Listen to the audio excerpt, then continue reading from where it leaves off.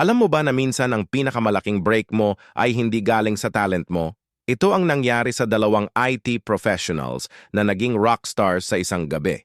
Si Mark at si June ay finally nakakuha ng kanilang unang gig sa local bar. Naka-leather jacket, may stage makeup, ready na sila mag-perform. Pero pagdating nila, sira lahat ng sound system. Luma na ang mixers, magulo ang cables, parang hindi na gumagana since 1990s.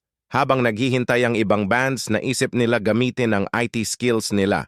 Naka-full rockstar outfit pa rin, nagsimula silang ayusin ang audio system. Trace signal paths dito, replace blown fuses doon.